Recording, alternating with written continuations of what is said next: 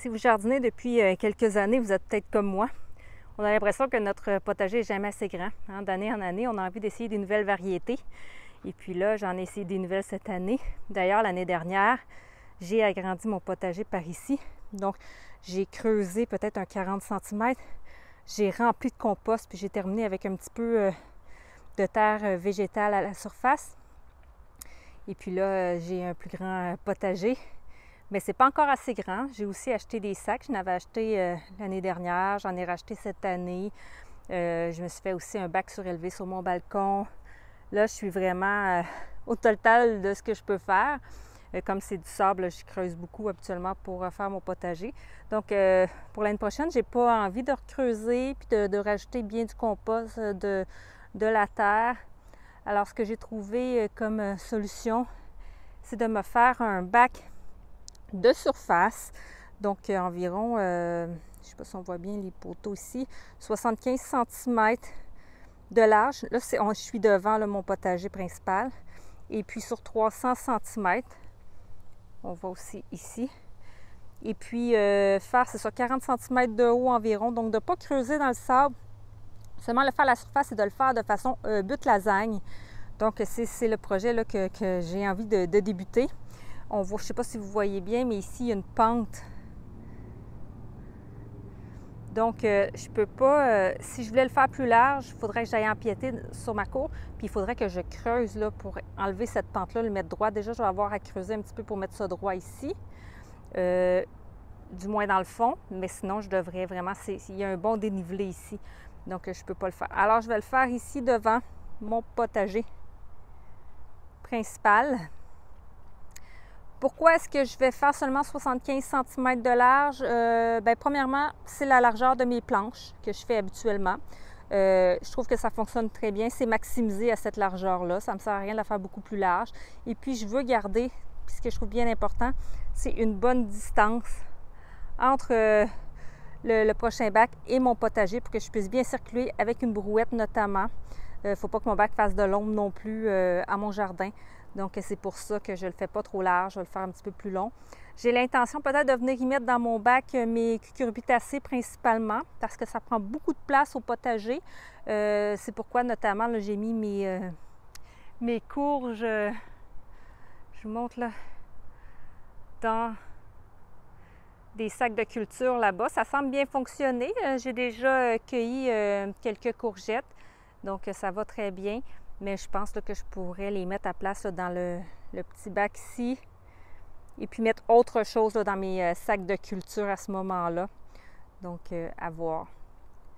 Alors, pour faire ici le contour, en fait, hein, de mon bac, pour pouvoir le délimiter, je vais prendre, il me reste des planches de pruche que j'ai utilisées pour faire mon bac surélevé. Et puis également, là, je vais vous montrer dans le trailer. Je suis allée à l'éco-centre de ma municipalité. Ils avaient des palettes de bois à donner. Donc, je me suis montrée preneuse. Donc, voici, j'en ai plusieurs. Il y en a là-dedans qui sont en pin et d'autres en pruche. Donc, je vais prendre celles qui sont en pruche. Et puis, je vais venir compléter là, parce qu'il va manquer un petit peu de bois là, pour compléter le tour. Alors, je vais utiliser ça. Et les autres palettes, je vais les utiliser dans d'autres projets. Notamment, j'utilise des palettes pour... Moi, depuis quelques années, j'utilise de la paille au potager. L'année prochaine, je vais essayer du foin. Alors, je vais aller me chercher quelques bottes de foin. Et puis, je les mets là, en dessous. C'est sur des palettes de bois. Donc, je trouve ça bien pratique là, pour pouvoir, à ce moment-là, asseoir là, différents matériaux comme ça. Je fais pareil là, quand j'ai des sacs de compost, par exemple. Donc, en voici une autre là, palette que j'étais allée chercher là, à l'éco-centre.